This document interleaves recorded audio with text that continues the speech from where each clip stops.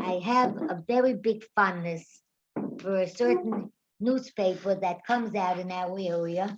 It's printed by Shas, the Sfardi Golim in Eretz Israel. And we're not Sfardi, but you should know that there's so much that each grouping gives. And Rabbi Ruben Elbaz, who's Rosh, he's one of the heads of the Moetzet Dole Torah in Eretz Israel of the Sfardim, is a big tzaddik and a most prolific. He writes so beautifully. And just today, as I was sitting eating breakfast, I read something that was so interesting. I always take out his paper from the newspaper. His and Reb Rabinovich, who's the head of all the Mekaymas Hakadoshim in Eretz Israel. The Kotel, he's the Rav of the Kotel, or the Kaisel, if you want to use Gemara Lashon, but he's the Rav of all the Mekaymas Hakadoshim. And both of them write so beautifully. I only had time to tell you more of the stories, but I enjoy it so much that I want to share something with you and to show you how little a label means. Sfardi, Ashkenazi, Hasidim, Litaim, and who is the one who loves us most when we don't look at the labels, the Rebbeinu Shalom. And that's when he says that the biggest gift we can give him is when there's unity among the Jews. When a Jew loves a fellow Jew, no matter where or what he is, and sees only the good in him, he's most beloved upstairs. If we could remember that, Mashiach would have come a long time ago, and we would have been spared this whole pandemic. And many of my friends would be alive today. Unfortunately, I lost relatives and good friends, very good friends. And I'm happy that I won't even say my age, like but I received a very nice disc, a plaque, though it doesn't mean a lot in a lot of places. It says 80 plus does not have to stand in line. But nobody seems to respect that, because, and I come to get injections in my eye, they say everybody here is over 80. Mostly, I mean, we're all in the same boat, or in the hospital, or where there's big lines. The only place that really is very nice to me, and I must say that's a very nice English gesture toward me, is I just come over and I say, I'm an elderly lady. Could you help me that I shouldn't have to stand on this big line in Primarks? She takes me right over to the cashier straight away without another word, and they're so nice. So you see, though most English have, like you say, they say they're reserved and they're formal, I find them to be very helpful as well. So, okay, where credit is due, I like to give. I read that he said, Ashrei Yodei Tru'ah. Blessed are those who hear the blowing of the shofar. Blessed are those that hear. But it doesn't say that here. It doesn't say Ashrei Shom'ei Tru'ah. It says Ashrei Yodei Tru'ah. Blessed are those who know Tru'ah. So it says it's usually you hear the shofar. Why does it say Yod-A? So Chazal say, because, so he says, he brings, that you have to not just hear, you have to understand what the shofar means. What is the shofar? What does it symbolize? What does it tell us? What does it say to us? Do we hear the message? Do we understand? And that brings me to the three beautiful reasons that they say Elul is like you say, is hinted to in the Torah. One, that it's supposed to represent Pashut Tshuva. Umol Hashem et levavcha ve'et levav zarecha. May Hashem remove from your heart, mamash, take out anything that's negative in your heart and the hearts of all your children. And how does Hashem take it out? If we do tshuva, he erases it, literally erases it. Isn't that it? Like my Yingala, he was once very naughty, and I said, "No, you're going to have to pay for this." He says, "Mommy, I'm already doing tshuva, so it's already erased." You know, the children use whatever they want when it's convenient. They learn. I said, "First you have to deserve." He said, "Oh, Mommy, what means deserve?" No, all right. When I went to a whole explanation, he said, "It's easier just to say I'm sorry." Never. Okay. I said, "You really regret?" He said, "I'm trying very hard." But a child says the truth, doesn't he? I'm trying very hard. So that's the first remez, the first hint of what tshuva, of what Elul is supposed to be, and what, like my father says, tshuva is an ongoing process. It's not just related to the 10 days between Rosh Hashanah and Yom Kippur. It literally is a time of change, of growing. Think of tshuva as growing. Growing in every way that makes your life richer, more meaningful, and happier. And then it won't be such a burden. It won't be so hard. Everyone more or less knows what makes a person happier, what makes a person, what lends meaning to a life, what makes a person feel more fulfilled, and makes it feel good inside. Who doesn't know?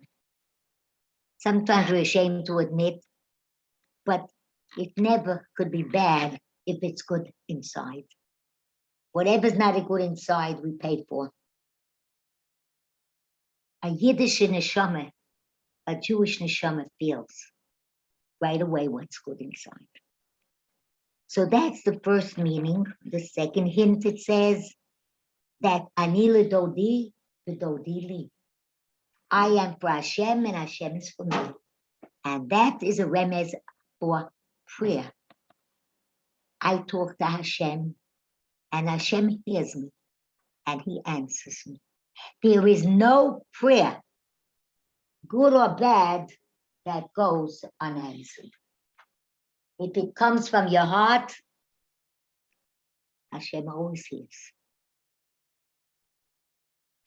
I remember when two men came to my father. My father was then 100 years old. My father was Rabbi Chaim Pinchas Scheinberg, maybe you heard of him. With all the tzitziyot he wore. Maybe people always say, "Oh, the tzitziyot." He was the oldest English-speaking posek in the world when he was nifta. And he was so kind. When he was 100 years old, I said, no tefillah goes unanswered. Two men came to ask to see if my father was still alive because he was still, Social Security was coming to him. He was still collecting Social Security. Many people do not write when the person dies, and they cash in a little longer. As long as till they sort of get a letter, are you still alive? You know, you have to answer a form.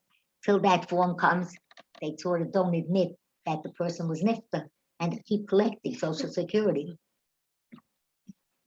So what happened? So they came in, and the gabbai, my father had a gabbai, like a helper, shamash. So he said, "You want to see the rabbi?" They thought probably it's his son, 100 years old, still want to see him, still is expecting people. So They said yes. They come and they see my father.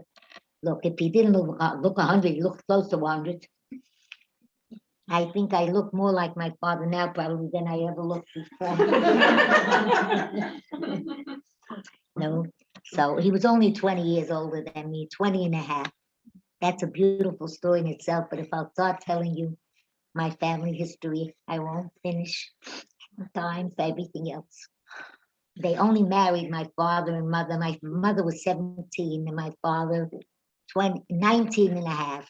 And a year later I was born. So that made my mother 18 years older than me and Papa 20 and a half. So they saw right away that my father was, that was the original article, not his son. He didn't look maybe written 100, but he looked old. And they didn't know what to say. They couldn't quite say, we came to see if you're still alive and you're really taking Social Security because it's coming to you. You can't say such a thing, or you're cheating. I mean, it's not, there were two white, old elderly men, Goyim, not Yidden, with no yarmulkes. I mean, they were from the American Embassy. So they said they had to think quickly, and they're not for nothing, you know, like you say, sent by the embassy. They're tactful older men, and they said, Rabbi, we came to tell you that you are going to be issued a new birth certificate. The birth certificate in America is only good for 100 years. They let my father know that they knew exactly how old he was. Yeah. And so my father, according to the archives of the American government, he died at 1.5 years old. He lived another 1.5 years. He died at 101.5 years. Papa, what can he say to them? The Gabbai gave a sort of put my father in a sort of bit of a dilemma. He said, don't you want a blessing from the rabbi? Now, how's my father going to bless two goyim? You know, it's a little, you know, blessings from a big rabbi don't go unheeded. You know, has to be careful. What do you wish you're going? So my father said, you know, in our Bible, and I'm sure you're familiar with the Bible, it says that a person merits happiness and joy and blessing if he does many good deeds. May you be blessed to do many good deeds, so you may merit all the blessings of the one above. No, it doesn't sound too bad, right? As a blessing, it would be if they did good things, they'll get blessed. So, and this just what I tell you the story, because a blessing never goes unheeded. Had he said, may you only see success, who knows? If they don't want to wish Yidden good, and they should see success, that's not going to be such a good idea, right? I mean, depends what they do with their success. So I think my father sort of, like you say, tempered it, you know, that it should come out that according to your deeds, so is your grace from your, like you say, the grace and bracha of the Rabbeinu Shlomo, according to your deeds. And ladies, now, if we show Hashem that we care, and we are going to try hard to do so much, etc., etc., also talk about tshuva and the other things, then he'll give us his blessing. We only have to open the door. So many people think it's so hard, tshuva. I'm going to soon give you what I always say every year to my students, because every year we live with the concepts of growing. There are things that help us. Growing is a big word. I told my students now, I still teach, believe me, in 2 seminaries. So I said to them, You have a chiyuv, an obligation to grow. But girls, that means that you have to eat the meals of the school and not nash, because growing can make it, they all go on big diets before they leave school. You should know, at the end of the school year, they pay for that nash that they eat instead of saying for the supper or the lunch or whatever they miss. I said growing in the ways that, are meaningful. So it's not so hard. It's not so hard.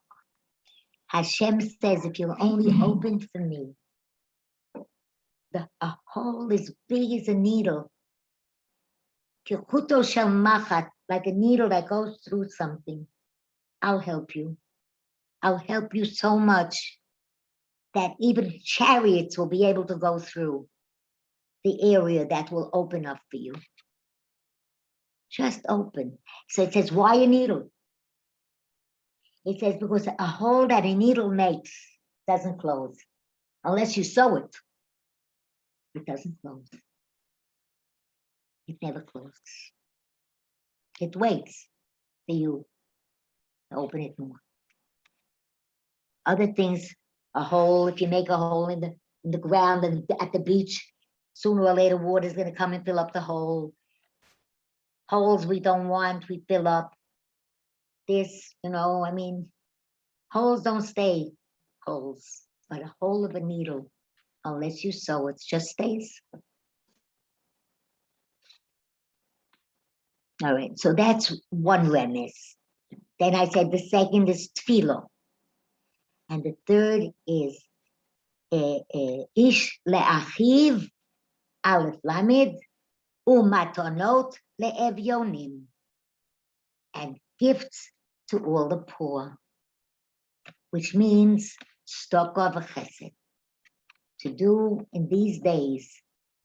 And since I said that Elul is only an introduction to what we should be working on always, that means always ongoing. These are three things that will bring us so much blessing. The first, tshuva.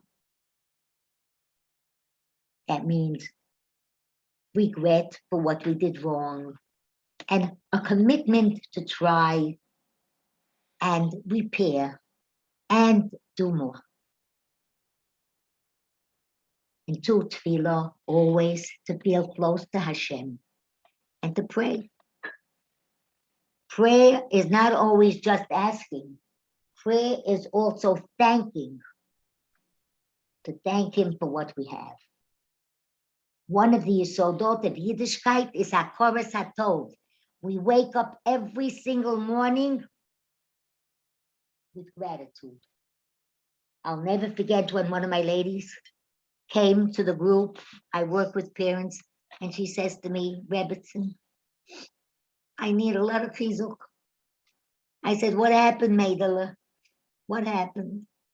And she burst into tears. She said, I'm from Holland.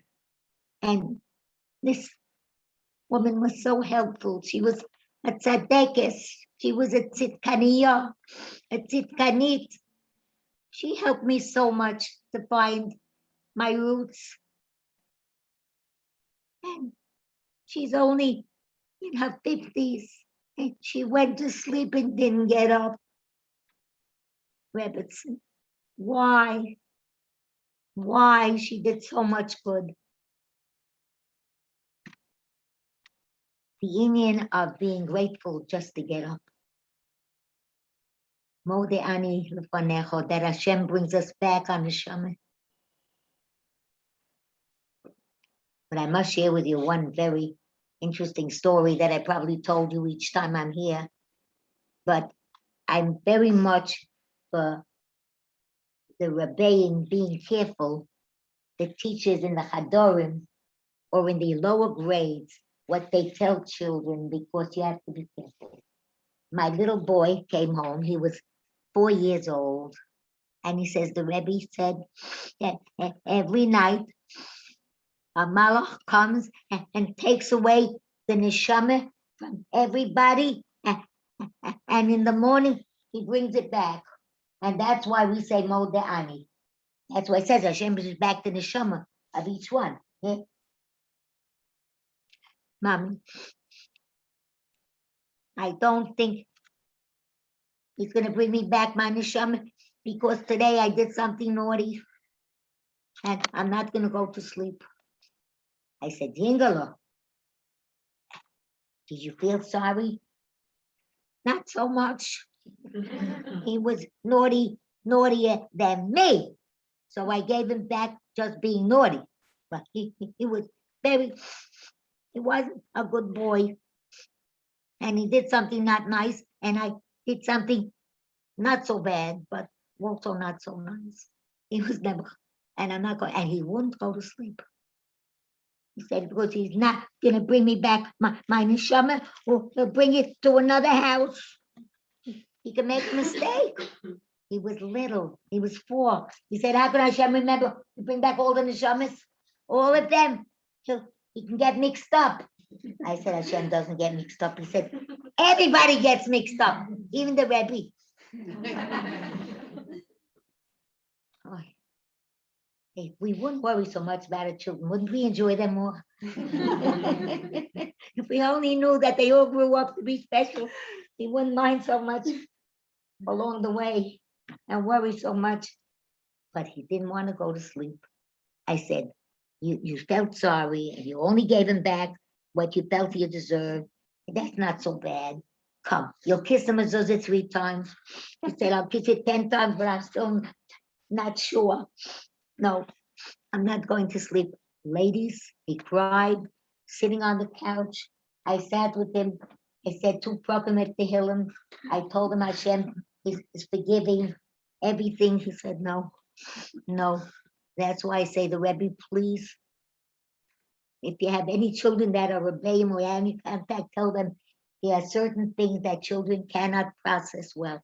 They get scared. It's scary. No, you tell a little boy. They can't. Abstractions are hard for them. So you have to be careful. And also with the Yetzer Hara, because some children, about that, everyone has a Yetzer Hara. And my little boy says, and so I said, wait till I give it to you. He said, don't give it to me, give it to my Yetzer Hara. He made me do it. I said, don't blame it on him, it's up to you. But Ma, the Yetzer Hara has a loud voice. I said, you have a Yetzer Tov. His voice is very low. The Yetzer Tov has a very low voice. And the Yetzer Hara has a very loud voice. I said, if you listen carefully, the Yetzer Tov is going to be encouraged to make it loud. He said, Mommy, it doesn't work like that so much. But be careful too, because they blame a lot of things on the Yetzer Hara, or they're petrified. Again, that's the therapist coming out of me. I work with so many children, like you say, parents who have children that are scared. Be careful, be careful. Some of these concepts you have to, as children that are young, should only be taught that Hashem is kind, a kind, forgiving Father.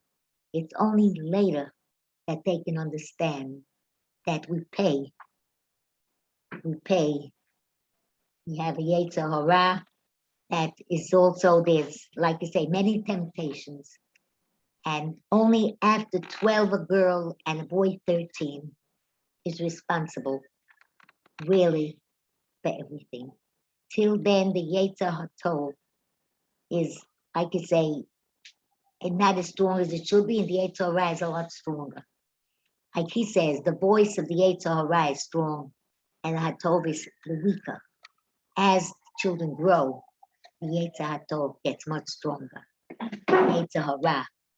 As we get values, and our parents give us the values with loving care, the Yetzer Hatov is on the front fire, and the Yetzer Hara goes on the back fire.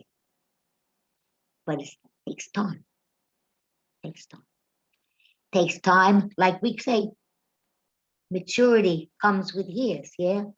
Growing pains, not easy, but so worthwhile. All right, So I digressed a little. Now, let's go back to our first Indian. Hopefully, I would like to give you a little bit of tshuva, a little bit of tefillah, and a little bit of chesed. We'll see how far we go. I'd like to present you with 5 concepts that are fundamental and explain what means tshuva. I really feel bad. I once upon a time copied out those 5. And I think we're going to write your book. One day. No, we're starting. This is it. We're starting. Oh. Rebbetzen? Yeah, we're starting. Your book is about to begin being written. Okay? Well, I don't know. Yeah. I'm just going to take it. We do. Yeah? Yeah, listen, make a bracha for all of us, and that's what it means. Just like that? Just like that. I'll just take it. Is that all right? Yeah. My grandson made in my honor. It's the first time I saw his house. They moved to Gold Screen, but they didn't have a house. Now they have a house. I mean, it's still being paid for.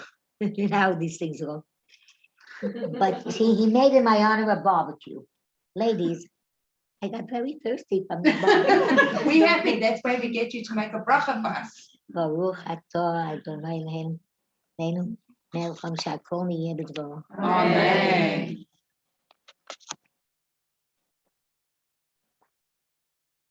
Excuse me. That'll hold me for a while. Now, okay. I'm going to repeat the 5 concepts, and I saw it quoted in other places, but I saw it as quoted. It was written, and he wrote it. The Goin Mivilna, HaRav. HaRav wrote to help us. Tshuva is such a big word. In a way, it means so much that it's hard to sort of, like you say, make compartments out of it and sort of break it down into workable parts. And so he gave these 5 concepts, and I think they're very meaningful. Tough. For each letter of tshuva, he gave a concept. And I will, with your permission, Joanne, write it out and send it to you in the, whatever you do with the, how you get it. In your book. Well, yeah, right. Tov tamim tiyeh im Hashem Elokecha. May you walk with Hashem, b'lev shalem, with a whole heart. Will you walk with Hashem, believing in Him, b'lev shalem, with a whole heart? In innocence, itmimut, with a wholeness, with the shleimut. Believe. 1. 2, shin. Shibiti Hashem lenegdi tamid. I see Hashem's hand in everything that happens, which is another word, a sentence, hashgacha pratit, individual caring for each and every one of you. Hashem does, his hand is involved with every human being that's there, everyone. And it's individual and individualized, fit for each person. For good or for bad. Shibiti Hashem lenegdi tamid. Shin vav v'yahavta l'reacha kamocha. May you love your fellow man as yourself, which is all the beautiful values of Ben Adam, no, l'chaveru, from one man to another. I'm just giving you the concept, the beer. Later, I elaborate. That's vav. Shin, that base, tshuva, base, top, shin, vav, base, bechol, Drachecha da'ehu. May you see him in all situations. May you relate to him in all situations and in all times. That's in a way, l'kadesh shem shamayim, in every place, in every situation. May you bring nachas to the Rabbeinu Shlomo. May you see him and what he stands for, and give him the nachas in every situation and in every time. Should be part of your world always. You should know him. In all your ways. May you always see him. Okay, and give him, like you say, his covet. And his regard, your regard. Maybe you regard him in all areas. And hey, have they done et kol ha'adam l'chafschut. May you judge every person according to his individual merit. The merit, each one has fulfilled. Et ha'adam, it says, have they done et ha'adam, not kol adam, kol ha'adam, the hey. In front of adam is because each one has to be judged according to his position, his time, his place, and his circumstance. And there's another beautiful one to hey, Hatznei leches im Hashem Elokecha. May you walk in humility and humbleness before Hashem. May you never forget who Hashem is and know your place. Don't be don't be a braggart, don't be arrogant, don't think you know it all. They say that Admiral Byrd, when he discovered the North Pole, he did the whole world a big favor. The North Pole is the end of the world. Like they say, the end can't go further than the North Pole. And he put up a flag there, and it says he found out that nobody but nobody is sitting on the top of the world. There was nobody there. Nobody. But nobody is sitting on top of the world. No one has a right to be arrogant or so, like you say, so proud that he doesn't have anything to learn from anybody. Some people, I don't know about you, but I don't feel so comfortable at all these people that think they know it all. Maybe it's not such a good thing, but I don't know. I don't think that it's like you say, something commendable. But maybe I'm jealous, huh? I doubt it. I feel that they're so in every grouping, in every place you find someone that knows it all. No. No, you don't know, no. Everyone is no, but me. I don't know. It's not my cup of tea. So, but with Hashem, you certainly have to be humble because he does know everything. I'm talking about people, but Hashem does. And that's why he really reduces us to our proper size. It's up to you how big. Like I say, how big you want to be. But big does not mean, like you say, physically. It means in all the things that matter. Values. And midot.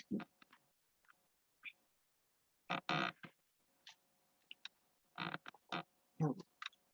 And values, when I say values, I mean in all the things that Torah represents.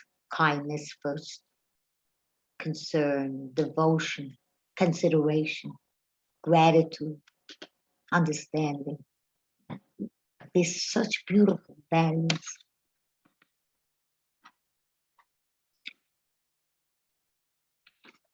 All right. Now, with your permission, I would like to tell a story. Tamim tiyeh Hashem Elokecha. I was debating which one I should tell.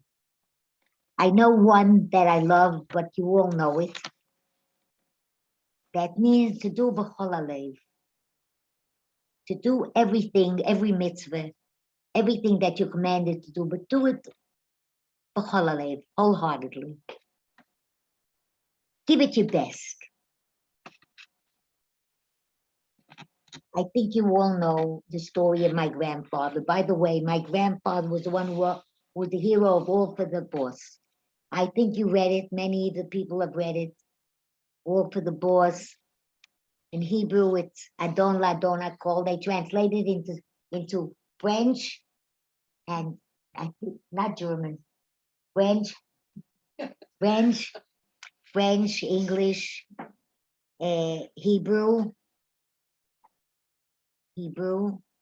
I don't know about Spanish. I know French and English. Maybe I don't know. I have to ask Mehmet, my cousin, what other languages they really translate into many languages. But that story is very well known, and anyone who read, so I don't want to repeat it. I thought maybe I'd tell another story. You all know the story of my grandfather at the port. How many of you know? Some do. What? I think you know it. No, whoever read the book. Yeah. Okay, that's about it. But I have a very beautiful story of a little maidale. Maybe I should tell you of a little maidale, and then I'll tell you about my. You think? What do you think? I'll ask someone. Yes. It's a nice Do story. the new story. What? The story of the maidale. About the maidale. Yeah. Oh, that's such a beautiful story. The one who looked for a miracle. Is that the one? I don't know, but that one I think is maybe less known. Okay. If you want to read about my grandfather, it's a beautiful story also. One day, if I'll come back, it fits a lot of subjects, so we can tell it. But we have a right to hear something with a happy ending, right? Don't forget, ladies, that in all that we try, in wherever we go, we need the chizuk of a happy ending.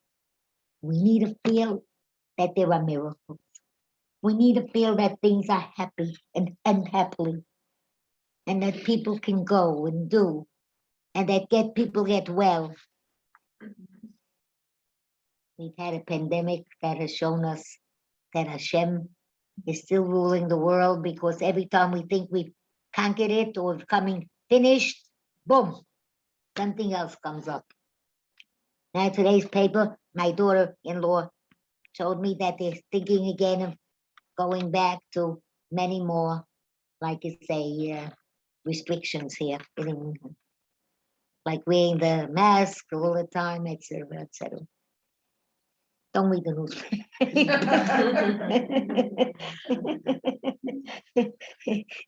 Just say it, tell them. At the end, anyway, Hashem does what he wants. So what do you care? If you all do the right thing, you don't have to worry whatever the news is. Just look for the weather.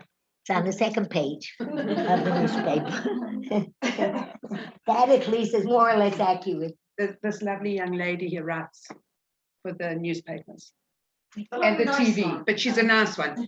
And not just the weather. Other stuff as well. Well, listen, And the TV. I'll tell you, today, listen, I can't take away from you what made the headlines. And that was a very nice thing about the one who won the tennis trophy. Story. Yeah, only 18 years old. Just on her A-levels.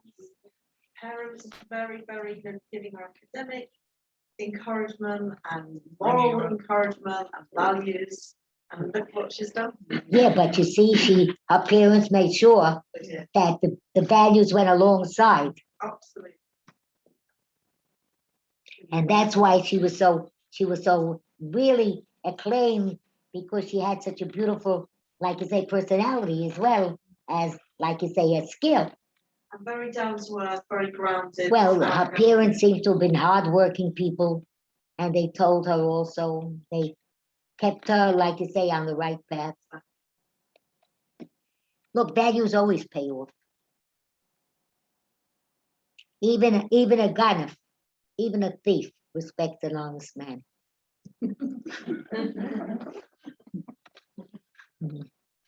Yeah, all right. So let's talk about this Maidala. This Maidala heard her parents crying. They were crying because her little brother had something growing on his brain, a brain tumor. And they said, we have no money to take a big doctor to fix him, to help him, to operate. Any small doctor won't be able to do it. We need a big doctor. We need a miracle. They were crying behind the door, and she was a little Maidala, 9, 10 years old. She heard them. And she said to her mother, Mommy, I want to go down to play, okay? And her mother said, 2 things. You don't cross the street yourself, and you don't speak to strangers, okay? Okay, you can go down. She went into her room. She had a jam jar. It was a jar that her mother washed out from jam with a nice shape to it. And she saved her money in her jam jar. Whatever money she had. There were hard times then in America. And how much did she get? She got a quarter when she was the Shalachmanis money. She would bring, the Shalachmanis, 5 cents, 10 cents. Today people give dollars. In those years, they didn't give dollars. And she had in her jam jar, because she bought a present for her parents, the anniversary, she had $1.80. But that could buy something. And she went to the drugstore. She asked someone to cross the street, and she said, in the drugstore, she stood there in line, and when it came to her turn, she said, I came to buy a drug here.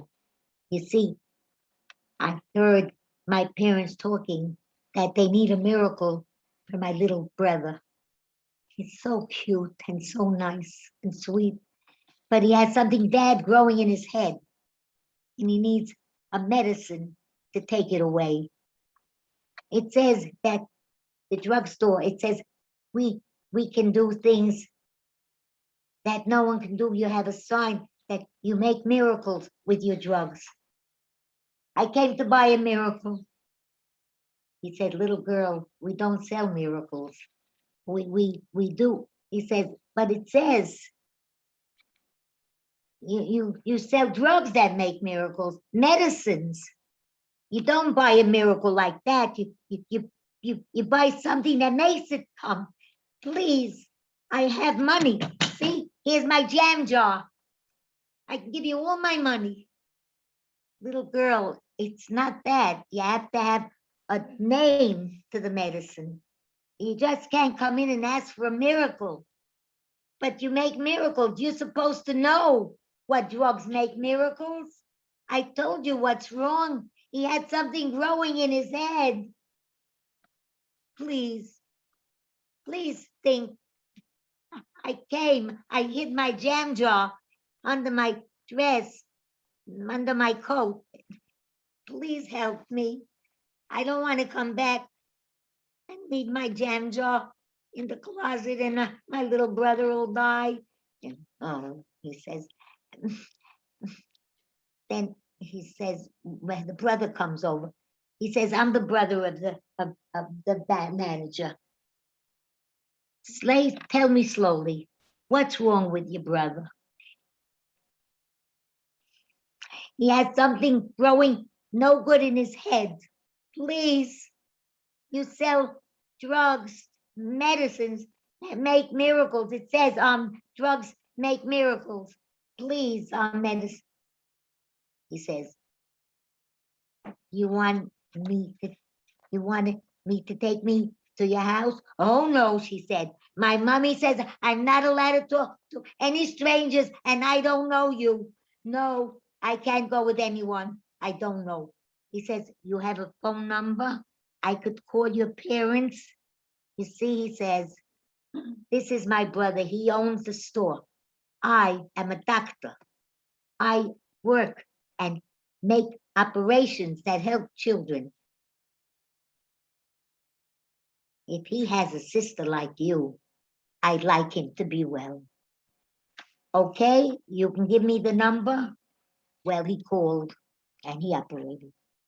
He was a brain surgeon visiting his brother from Chicago. They promised before the operation that they'll pay every penny if it takes them an entire lifetime to do it. They'll pay him every penny. He was the head of brain surgery in that hospital.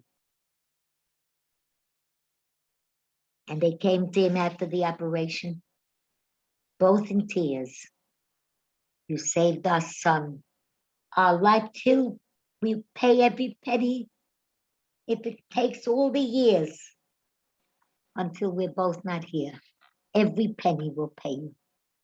Don't worry, you gave us back our child. He said, wipe your tears. The bill was paid. They said the bill was paid. How could it be? I'll tell you. You see, it cost $1.80, and your daughter paid for it with her jam jar. Ladies, she believed in miracles.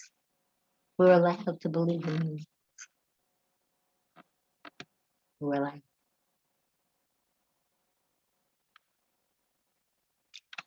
I had my own personal miracle. I survived an accident almost 10 years ago where they gave me 3 days to live. Had they known before they operated on me that my lungs had collapsed, my liver was torn besides the fact that my leg was smashed and my hand was smashed, they would have never operated. Never. And then, who knows if the foot would have survived. If the circulation is very poor, and they might have had to take off the foot. It was very bad. I had to have grafting. It was a terrible accident. At that point, they gave me, afterwards, I didn't breathe. After the operation on the foot and the hand, I didn't breathe. And then they started to take tests and they realized that the lungs had collapsed. And what should I say? Oh my. I'm erasing everything that I said. No. I am the biggest ignoramus with technology. But I don't think really, in all humility, that the only one I think that maybe is worse was the man who took in a very simple, my husband from Sudan, who didn't even know how to tie his shoelace. But I know nothing. That's fine, me neither. They told me I should use a mouse. He told me that there's something I have one eye, and unfortunately, you know, I'm standing here, and if you realize how many things are not working, you wouldn't believe it. So anyway, one eye is gone. So I'm this eye, I get injections in every month to keep the retina dry. Of course, there is macular activity on this eye as well. So then I asked them if they didn't yet find anything to take away to help the retina. You know, like they find implants for teeth that aren't, what should I tell you? They're almost able, like you say, to make a person except for Baruch Hashem, that Hashem doesn't let complete, you know, but they've really come tremendously far in so many ways, technology, and not only, like you say, to complicate life, but really to help. So I said, so he says to me, Rebbetzen, don't worry, he said. This is the very, very wonderful doctor, head of Baltimore retina clinics. And he said to me, they're working with a mouse now. I can give you, if you have a computer with a mouse. I said, Dr. Elman, I said, excuse me, I know ladies are afraid of mice. I'm not so afraid of mice. Ladies are afraid, but I don't think I could get a mouse. Where am I going to get a mouse? He said, listen, he said, Rebbetzen, in what world are you living? I mean, there's a certain. I said, well, you said a mouse. What's a mouse? He said, this. I said, don't you see what I'm using? I said, could you let me see it a little close? Come and show it to me. I didn't know what he's talking about. I'm telling you, I'm so embarrassed. I was so embarrassed. He laughed so long. I said, doctor, they're going to come and ask why you're laughing so much. He said, well, you made me feel better. He says, you know, I have a lot of tension, a lot of times, but I never laughed so long in the last few days like today. I mamish thought you take a mouse and you do something with a mouse, a live mouse.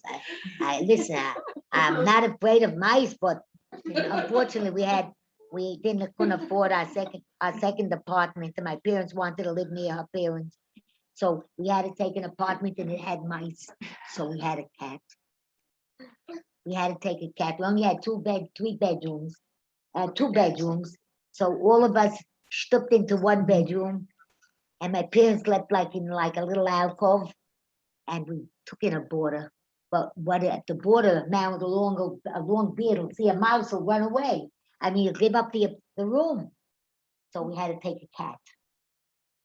But don't ask what went on between the cat and the man and the mice. But my father found a solution. He looked for holes and he found a few, and he never took care of whatever he had to take care of. But still, we had the cat.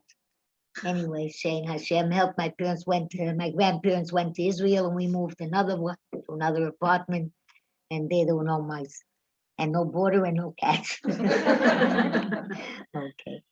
There we had two bedrooms and another half.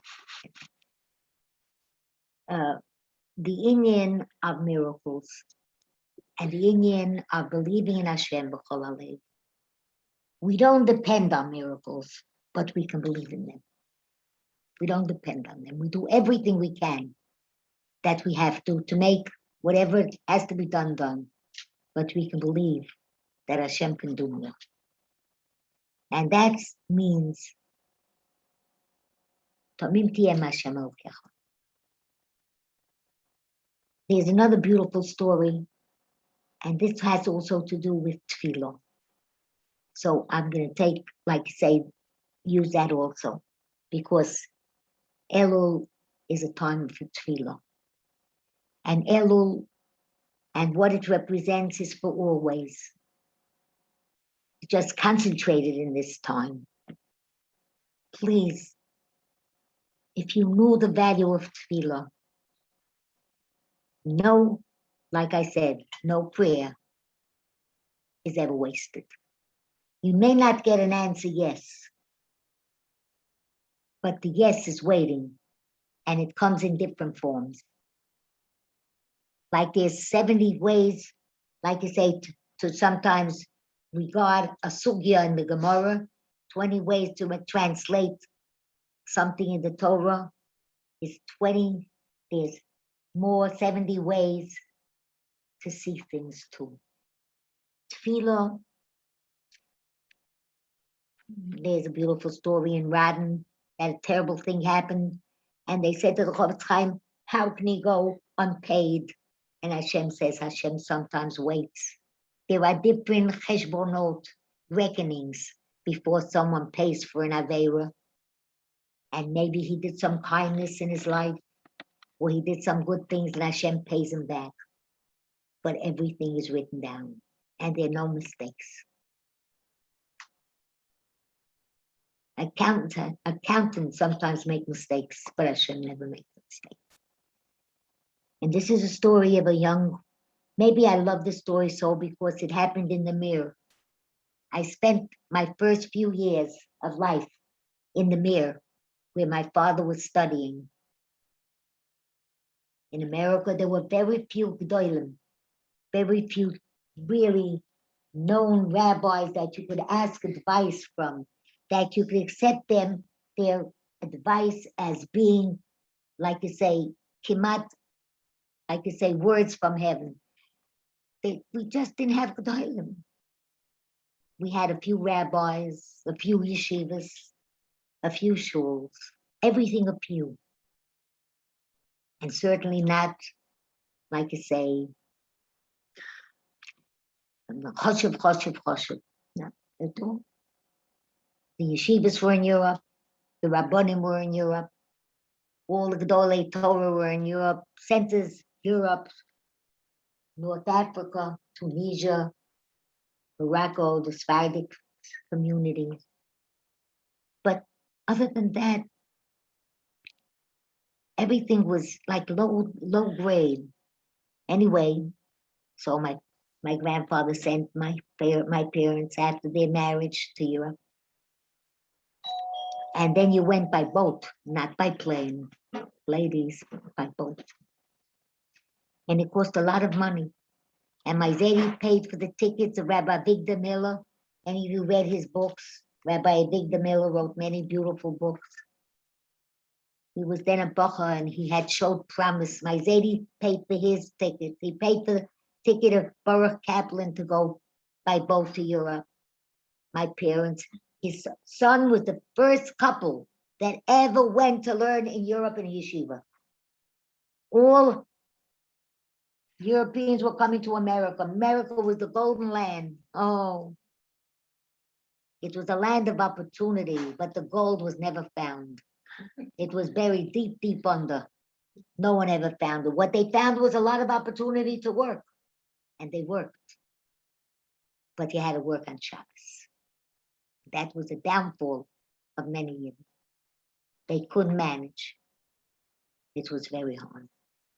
Anyway, let's go back to the story of this girl. She was a librarian. You would remember, Suzanne, if I told you the story of the librarian in the mirror? Vaguely, right? I'm not sure about that. Remember the story? Did you remember, ladies? Well, if you remember, all right. Can I give us 10 minutes? What? 10 more minutes.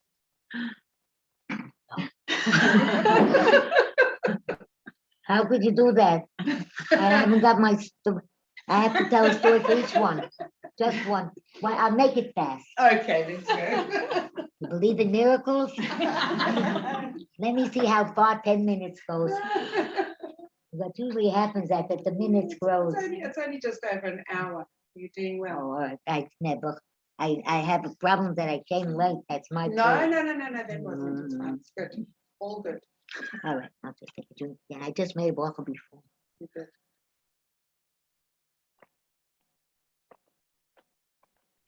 Now, what happened? She was an orphan. Her father died when she was a little girl.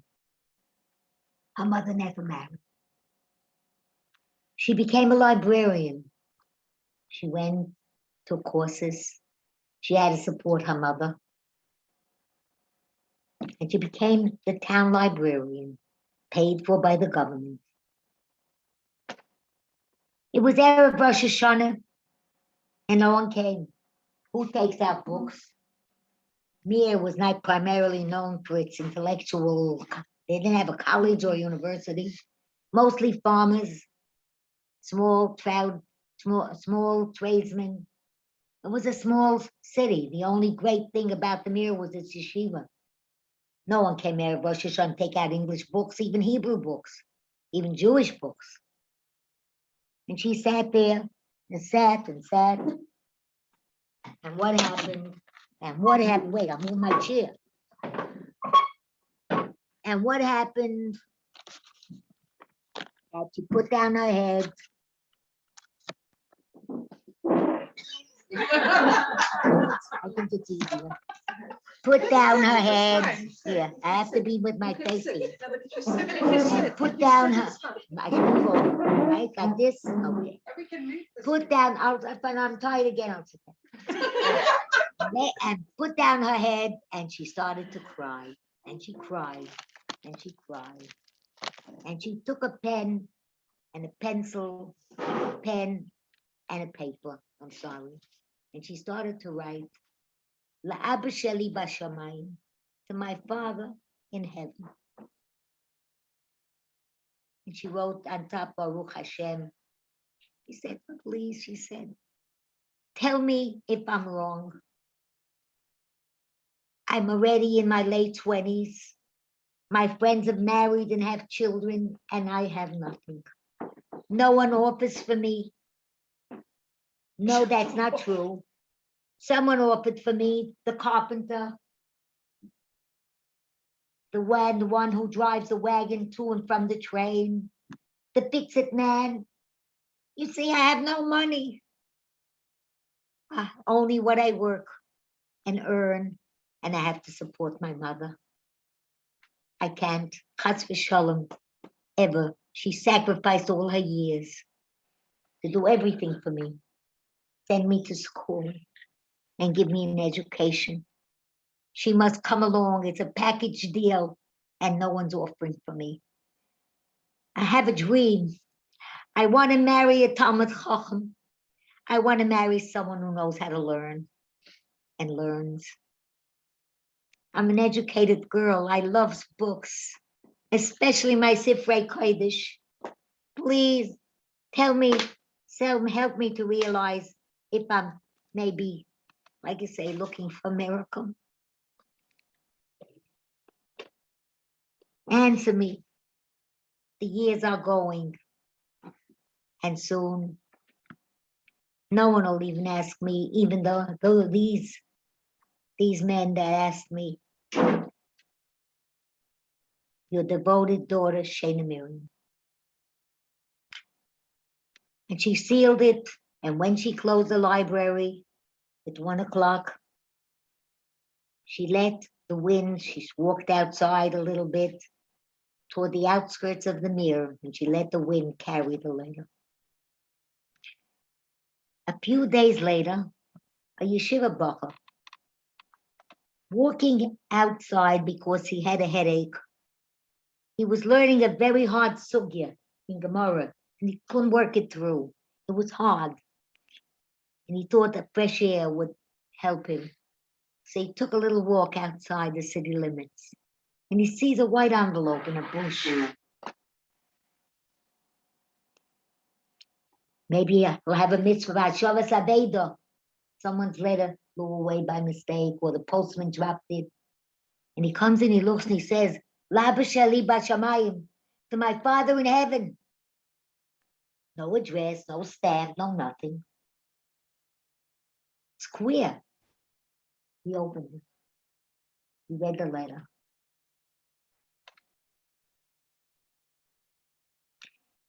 He took the letter to the Rosh Hashiva. In those years, the Rosh Hashiva was Rav Kamei. Rav Kamei. And he showed it to him. He said, you want to meet this girl? No! No. She's younger than you. You're younger than her. She's older than you. She's in her late 20s. She has a mother. She's an orphan. No money. You have such kishroinus. You have such ability.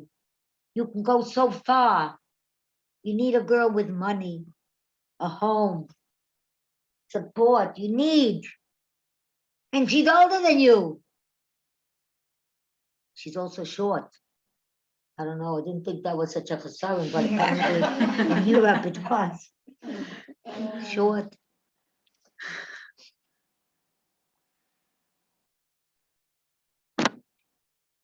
He said, Afal Pikain. Despite everything you say, yes, I want to. He married her.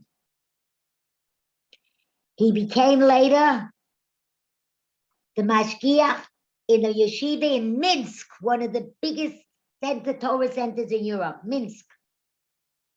Among his talmidim was Rav Yaakov Kamenetsky. Anyone ever heard of him?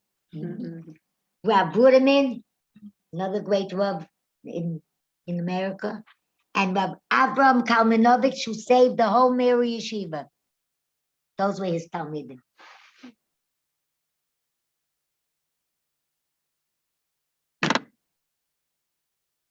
To the Banish lane. When Hashem wants a shidduch to go through, take heart, ladies. It goes.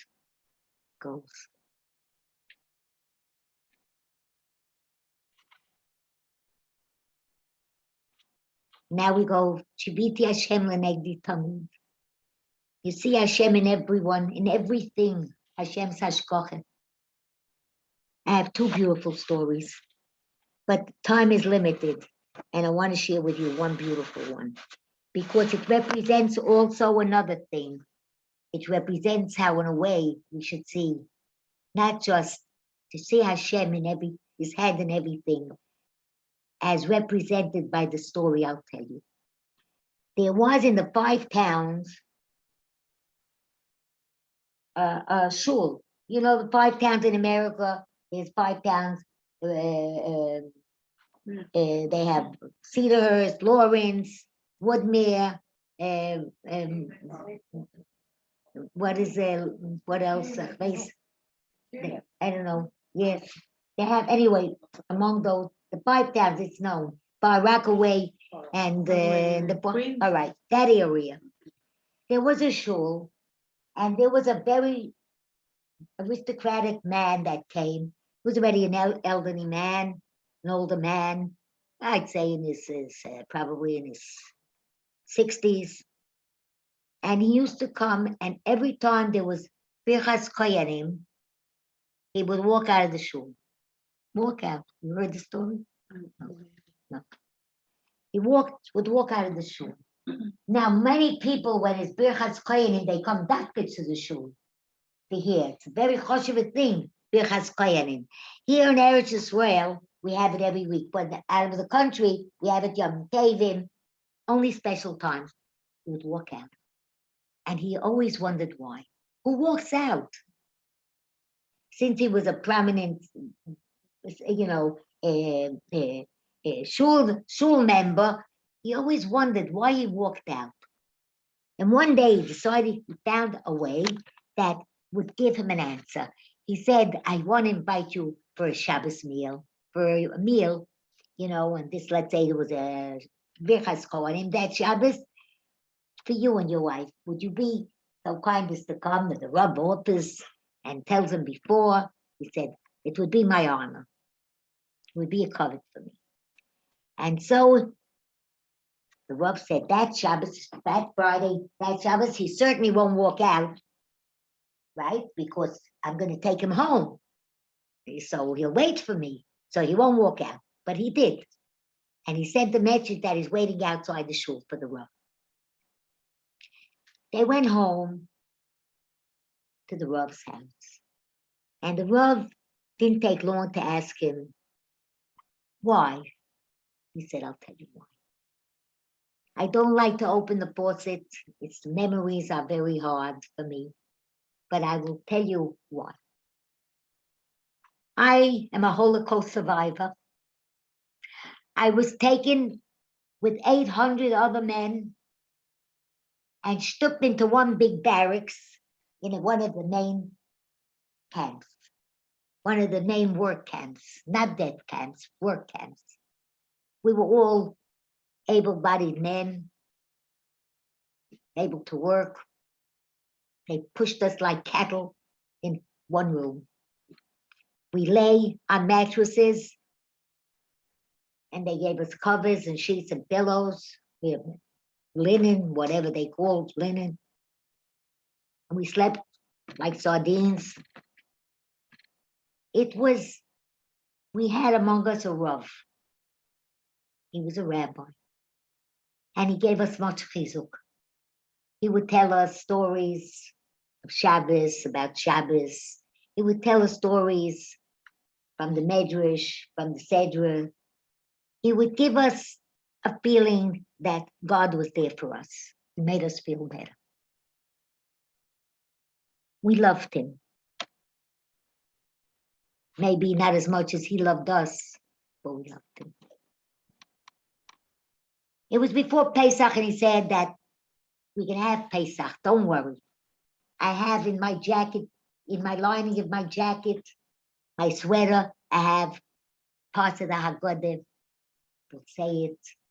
And I'm going to ask the cook who's Jewish, the one who works for the commandant of the camp, to bake us matzahs. They said, ha. But he begged him, and he begged him. And he said, I'll lose my job. What will you gain then? They said, please, you're a yid. Pesach. That's when Hashem made miracles. He'll make a miracle for us too, you'll see. He said, I don't believe in miracles. If I'm gonna make matzah, he's gonna find out he's gonna kill me.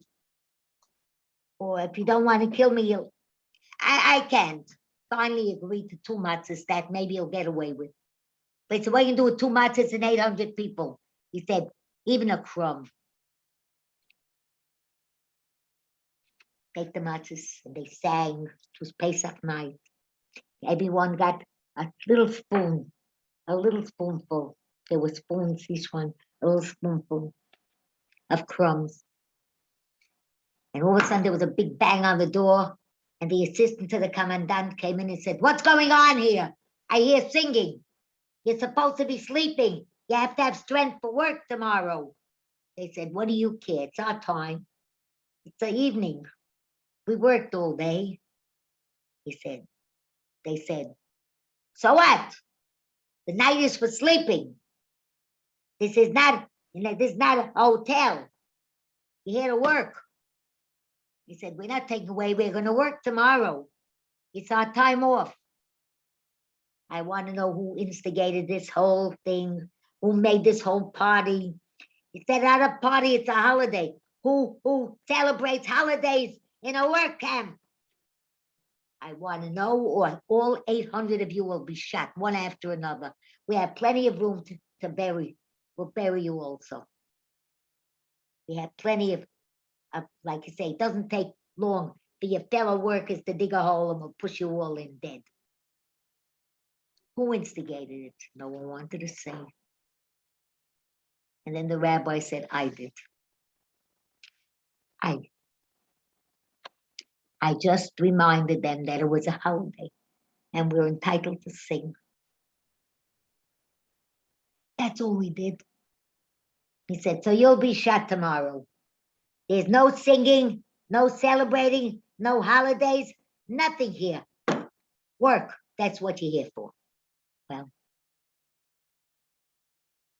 the next day, they built a platform and the rabbi was taken out and sat on a chair with his hands tied. And all the men were in lines for camp. And he said to the commandant, who seemed to be a more reasonable person than the assistant, who was cruel beyond measure, he said, I'm going to die anyway. I won one last request. Could you give it to me? He said, yes. What do you want? I want to bless. You see, I'm a Kohen. I want to bless everybody. Is that all right? Just bless? He said, yes. You see, a blessing by us is important. Well, go on, then. Go on. Say what you have to say. He said to the people, I have no money to give you. I have nothing to give you. But I can give you a prayer and a blessing. I'm a Kohen. And he said the bracha of the Kohenim, Birchas Kohenim, word for word. And then they shot him. They shot him dead. When I got out of the camp, I made up in my mind I wouldn't know anything more. I don't want to know anything more about Yiddishkeit. I don't want to be a Jew. I can't change the fact that I'm a Jew. I was born a Jew, but I don't want to marry anyone religious. I don't want to be reminded of my days in the camp. I don't want to be reminded that there was a God in heaven who didn't help us. He helped me to live, but my memories are not happy ones. I saw too much. And yet, when it came to meeting someone, he stood before my eyes with his bracha. He said it b'chol halev, every word. And he meant it. And he never died. In my eyes, he never died. A man that could believe like him doesn't die. And I couldn't marry a woman that wasn't religious. I couldn't. With the same values, I couldn't. And so I married a religious woman, girl. And when we had children, I said, but to yeshiva, they won't go. And then he stood before my eyes and all that he represented. And I said, and so I sent my children to yeshiva. So if I send them to yeshiva, I can't do less than go to a shul. And so here I am, religious again, with a religious wife and religious children and religious grandchildren because of that kohen. And that's why I can't stay for any birchas kohanim. It just, I can't. I see him before my eyes. His tefillah is as live today as it was then. No one could ever match it.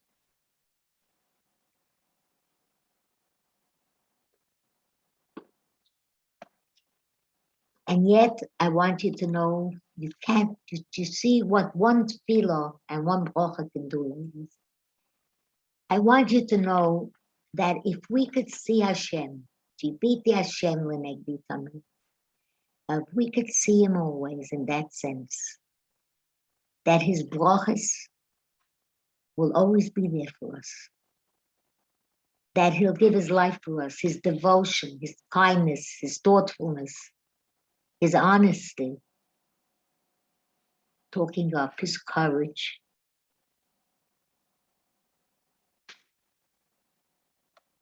And that's something we have to work on. And that's what Shiviti Hashem Lenegdi Tamid means. That Hashem is there for us always. We see him. We should see him in everything. He's there for us. I asked the young mother who told me that her son, children, he ran and he hit his head in the corner of the door and he split his head. And you know how a head bleeds? You shouldn't know, but it bleeds a lot. So she said, so I ran to the telephone. I said, what did you do? You ran to the telephone to call a doctor, an ambulance. She called an ambulance. She didn't know if he hit his head, if he split his head. She just panicked. I said, so what did you do as you ran? She said, what should I do as I ran? I just ran. I said, couldn't you just say Hashem help? She said, I should say Hashem help on the way running. I said, well, who do you think is going to help you? She says, Rebbetzen, Bennett. Learn to say Hashem help wherever you are, wherever you are, however, whatever else happens you have to do. But Hashem help. No, you don't need his help. She says, Rebbetzen, that I should think of. I said, that's the first thing you should think of. What he can do, no one can do. He'll send you to the right doctor. He'll send you to the right place. He'll calm you. First of all, if he holds your hand, you have it made. You're not so afraid. You're not alone. Don't worry. She said, Rebbetzen, it takes an awful lot to get there. I said, no, it's very easy. I went to a dinner from Zelazeh in Eretz Yisrael. We have a dinner of almonis. They raise money for almonis. And 3 almonis stood up to speak. The first one that spoke was 30 years old with 5 children. She said her husband taught in the University of I don't know, Bar Ilan in the morning. In the afternoon he learned and at night he learned, but in the morning he taught. He was a professor of economics. He said he went to Ner Yisrael in Baltimore. He studied there. He said he was such a special person. We had 5 beautiful children. And he went away in the morning and he never came back. Someone gave him a lift, the seat next to the driver. He was killed in the car accident. He never came home. And I said to Hashem, I cried so much. My world was so bright, all full of light, and then it was nothing, nothing. 5 children. I was just 30 years old. And she was saying to everyone talking, and she said, how could I go on? And then I said to Hashem in my bed at night, that no one should hear or misunderstand. You took him away, and you've got to help me. You've got to hold my hand. I cannot do it myself. I cannot do it myself. I can't raise 5 children alone.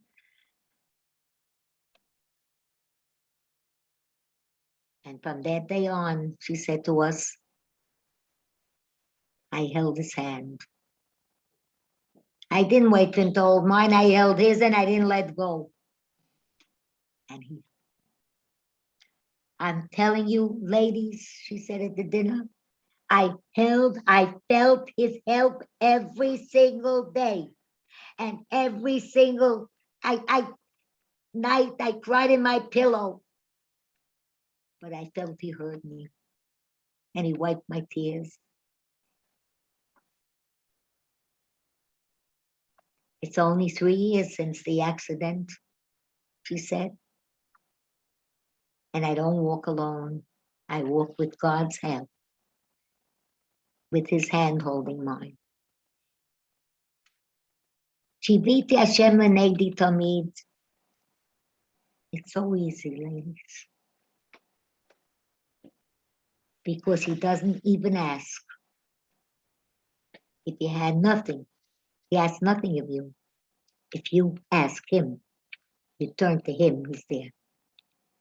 I don't have to tell you, all of you, about footsteps. You remember the story of footsteps? I don't know if you have that picture. You should buy it. It's a very beautiful picture. I think they don't have those pictures on footsteps. I have one's framed. I don't know. But the 10 minutes didn't work so fast. And it's already 10 o'clock. Is that so late? 10 o'clock. Well, some of the ladies have to get home to children, and tomorrow's the. At 10 o'clock, they're still up? No, well, to houses. Well, they're still up. Hopefully they are sleeping. What? But tomorrow they've also, it's Erev the fast. So we love Well, having you we here. have 3 more psukim. The Avdol Arecha Kamocha is, I don't know how much I have to say, just one little tiny story. One tiny, really tiny, because it's very short. 2 minutes, a minute. I always tell Polly, I promise that I'm going to get But I have the key. Yeah, but we've got the girls are driving you home. Oh, These 3 pretty ladies here. you think you could spare another few minutes? Well, I am only telling one of the stories. I have a lot of them. I don't know. I collect them. If you ever have a nice story, I'm always interested to hear them. Well, this is about my papa and a wedding. So it's a very sweet short story. What means Ve'avdol Arecha Kamocha? I don't know how many of you ever visited Eretz Yisrael, but there's a whole very nice moshav. It's a small community near Hadassah Hospital called Moshav Oro. Mhm. Yes, anybody Lots of ever know a weddings, wedding weddings. there? The wedding. Yeah, but if you want to get there, I wish you luck. If you don't have a car, that's it. You have to walk 3/4 of a mile with nice shoes. After all, you don't wear sneakers always to a wedding, and it's dark. It's not easy. So I said to my father, Papa, you have to save me a seat in the car for the wedding. My father always had a ride. He said, all right, but 6:30 I have to be downstairs because I have to write out to Noim the engagement before the wedding. And it's also, it's also, talk about time, it's also, I shouldn't even talk about it, the time, because Joanne is going to remember. So it says that if you have to be, the husband is from out of town. He's from Ramat Gan, and the buses are going to come at 11 o'clock, and they want to have the dessert before, the dessert is also part of the meal, and the dancing, so has to be early, and you have to be on time. Zero. I said, Papa, I teach till 6. He said, whatever you do, 6:30, I have to be downstairs by the car. Well, I took a shower in the morning. I got dressed except for the shaitel. I figured that maybe I'll put just the only thing you see when you sit in a chair, they don't see the rest of you, just the top. So that from that part on, I'll sort of the jewelry, I'll take in my hand, the shaitel I'll change, and just the top, the skirt I'll wear the same, the shoes the same as the tights. All right, 6:30, I'm downstairs with the jewelry in my hand, and I said, no, Papa, see, I'm on time. He said, Yoki. We go to Center 1. That's where I had my accident, by the way. Center 1, and he says, we have to go back. Is that good? It's good. It's very good. It's perfect. Stay Stay I should move. No. We have to go back. We have to go back. I said, Papa, I had the jewelry in my hand. I didn't do anything.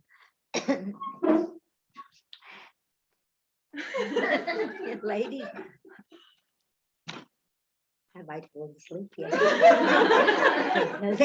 No, what? So he says, yeah. He says, I forgot to give a name. There's a name of somebody between Mincha and Ma'ariv. They send in names to the yeshiva to pray for them. Somebody, Yosef ben Matityahu. I said, Papa, you know him? He said, no. I said, you're going back for someone you don't even know? Yeah. You said you're in a hurry. 20 minutes back to the yeshiva. 20 minutes forward, back. I said, can't you call? He said, the yeshiva phone, supper time, we'll never get through. We'll just waste time. We have to go back. I said, Papa, you don't even know him. He's a chashiv yeda. My father turns around. He sits in the front. He said to me, my daughter, he says to me in Yiddish, Tochter, meine. He said, you still don't know that every Yid is chashuv.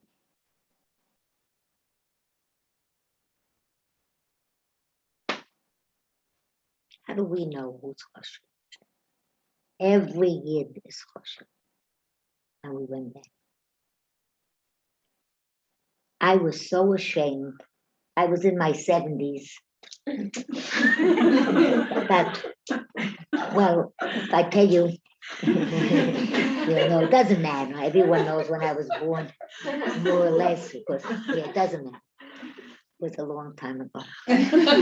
Ladies, every year this question. We went there. I felt 2 years old. There were a lot of people in the car. They pushed in, in the back like a 7-seater. I was so embarrassed.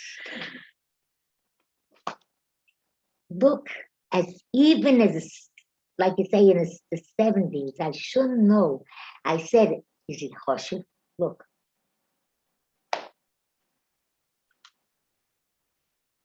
You see how underneath everything, underneath all the learning, underneath the years, underneath, lies plenty of, like you say, judgment, and and then the,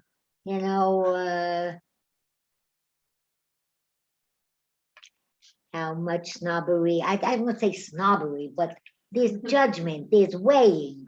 Hashem doesn't weigh. He only sees the person's deeds.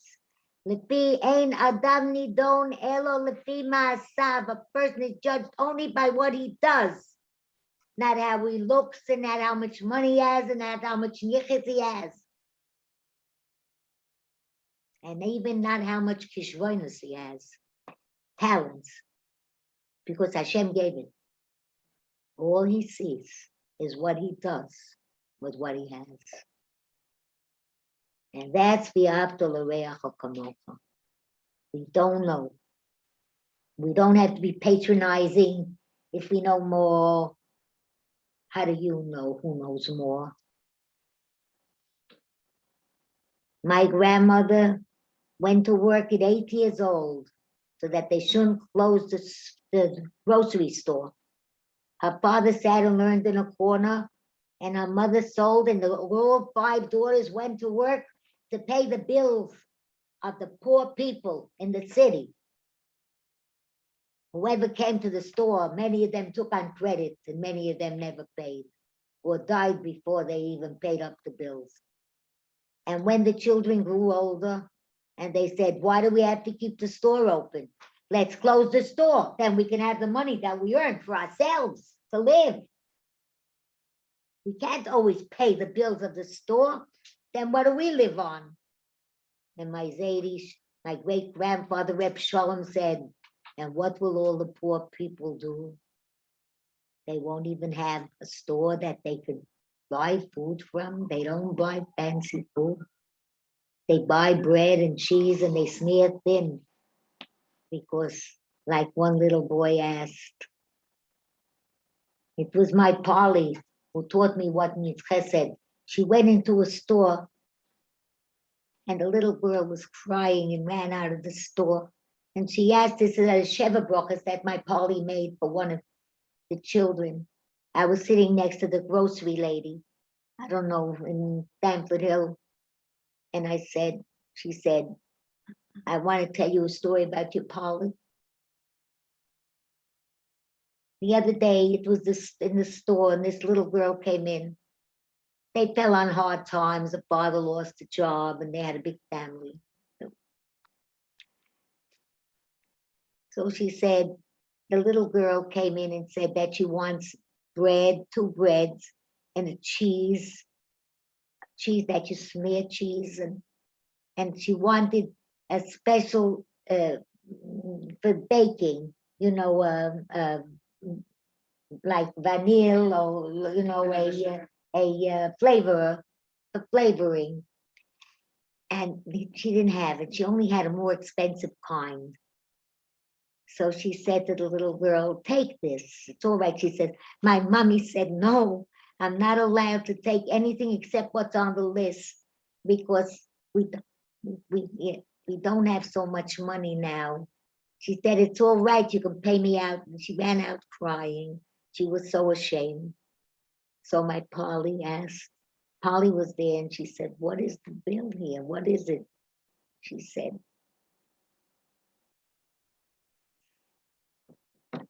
so Polly paid the bill. She said, but don't say who paid. And when she comes back, you'll tell her that the bill was paid. She said, but why did she only take 1 cheese? She said, she smears it thin. It should go a long way. She buys an extra bread instead. Ladies, do you know what it means sometimes to do chesed? That's the 3rd thing I told you about matanot le'avionim.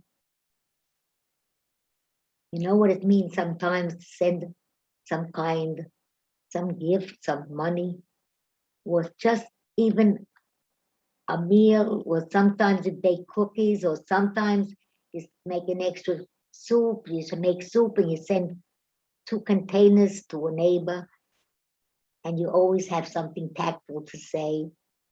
Do you know what it means to do chesed? Do you know what it means to help somebody?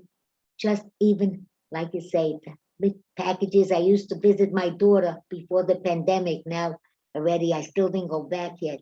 Every Thursday to Afakim, my daughter is the Rav, Rebbetzen of Afakim, my husband's the Rav. And I slept baskets and I slept and I didn't treat me. I was so foolish, penny one, pound foolish. You give so much money here and there, and just to take a taxi and take a bus with all my things, with my backpack, you had to see me as a bubby with a backpack. This was I was close to 90 then, just 2 years ago. Not so. It was but my wrinkles so bad. I don't know why they got so bad these last few years. Maybe for another operation I had, I had a very serious operation. But Baruch Hashem, whatever they found didn't spread. Yeah. A miracle. A year ago, you say miracles. Ladies, a year ago, Sukkot, I had terrible pain. And I didn't know what it was from. I called the doctor, he doesn't see anybody. He said, how can I tell you? Even if I saw you, I wouldn't know what it's from. You must go to the emergency. Anyway, make a long story very short. They had to take a CAT scan and found a big needle in the colon. And thank Hashem, he said that it didn't spread. But I have to have a lot of supervision, medical supervision. They keep giving you this colonoscopies and these CAT scans and these blood tests. Anyway. So, thank Hashem. And now I went back to teach. Now we're not Zooming anymore. So I teach in 2 seminaries and I came here.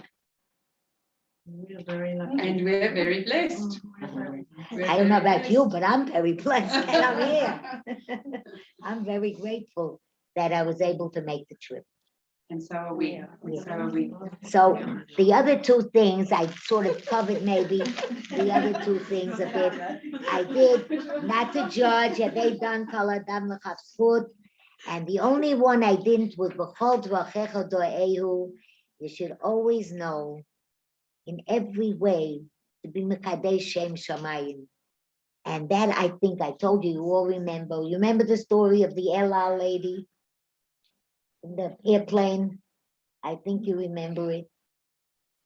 How she was Mekadesh Shem Shamayim, dressed up like a millionaire, which she was, from South America, in an airplane that was delayed, and they served us a meal in JFK, in the Hilton Hotel in JFK Airport, and they served us a meal because we was going to only go the next morning instead of at night. And they gave us each a key, and they set us up, and they served the meal like Ahasuerus. Mamish. I never saw all dairy, all fish, all kinds of chicken, meat, anything, just name it. And then in front of these proteins, dairy, fish, meat, chicken, they had salads, and on the side, like the Viennese, they take out, what do they call that after the wedding, that a whole Dessert buffet. what? Yeah, A Viennese whoa, table. what desserts, what things, why? And she comes up dressed with a mink jacket slung over her shoulder. With a mink jacket slung over her shoulders. Earrings. Hair beautifully coiffed. Rings on all her fingers. And beautiful earrings. Beautifully made up. And she said to the hostess, or the Dayelet, the stewardess, "You have a nerve." Everyone stood to look. We were over 400 people in a plane 10 days before Pesach, going to Eretz Yisrael from America. My husband and I, another couple, 2 boys and 2 girls, that we sort of standing in a corner. And she goes over and says, you, She said, I could take a plane from South America. And I come to El Al because it's kosher. And you serve us? She said, it's all kosher. She said, did you see the plates? All the plates are the same. All the silverware is the same. Dairy, fish, meat. Do you know the laws of kashrut? I'm sorry. I don't know. She stood there. She said, look, this is the best we could do at 12 o'clock midnight. We were supposed to fly 9, and they said we're going to fly 8 in the morning. She said, I don't care. You have no right to mislead over 400 people who think that it's kosher. These dishes are the same. The silverware is the same. You can't use the same silverware and dishes. She said, we wash them in hot water. She said, is that allowed? Why don't people have only one set of dishes and one set of silverware if everything is allowed? You're not. You have to have separate meat and separate dairy. She said, well, it's up to you. We were one table with 9 people. My husband and I, another couple, 2 yeshiva boys, 2 girls, and this woman. And at 8, they served the breakfast also. And that was Chol of Yisrael, but that already you can forgive. Some people are meichel, but they serve bacon and eggs, and also blintzes, and they served everything in the same plates. They served all kinds of eggs, all kinds of cheeses, all kinds of bagels, but all the same plates. And then lunch they served. We first went on the plane at 5 o'clock in the afternoon. We had tea in cups. We had fruit. We had some vegetables in paper plates, the 9 of us. And she explained that they came from Germany. And it was so hungry. They were already feeling Hitler's pinch. They had some money put away. They left just before the war broke out. And they came to South America and they started a business, and they were very matzliach. But her mother said, don't you ever forget you're a Jewish girl. We're living among Goyim. But if you remember that there is an Indian of kashrut, what goes inside you will help you to remain a Jew. I couldn't give you school. There's no schools here. We taught you what we had. Promise me, she said, that you'll always keep kosher. And your children will keep kosher. And from that, it'll grow. One day, you'll be able to go, and there'll be schools here. I don't know which country in Europe, in South America, I think maybe Peru. She said, and you'll be able to fill in all the holes we could not fill in. But this I'm giving you as your mother. You must always remain kosher. You hear? Promise me. And on her deathbed, she repeated all that she said, a commitment to remain kosher. She said, and I am very careful. And that's why I will not eat the food that they gave us here. But one day I pray that my children will be more knowledgeable than I. I was so happy to sit with you all and realize that my values are the right, and I hope that like you say, my children will be better than me. And she sat the whole time with us. And that's B'chol Dvachecha Dehi, to be Mekadosh Shem Shamayim, wherever we go, in whatever matzav we are, wherever we are, to go with our values. It may be this, it may be that, I don't know. There's so many values we have. Kashrus was what she had. It doesn't mean that she didn't have a million other values, but halacha-wise, that's what she had. But her devotion and her courage to talk up, she was the only one out of over 400 people. My husband and I didn't say anything. We probably would have just eaten the fruit. But to come over and to say to her, you know what you're doing? She knew all the halachas. And she was not rude. She came over to her and she spoke. She said, look, all these people are reading. They'll find, she said, maybe ways to excuse it, but I can't find a way. And we all sat together at the table. All of us. Thank you, Bobby. Till 5 the next day. You made it. You left everything and came.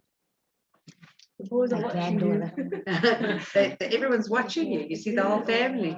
So now Polly's got, she's got They were proof. laughing when you said that you're thirsty from the barbecue. You see?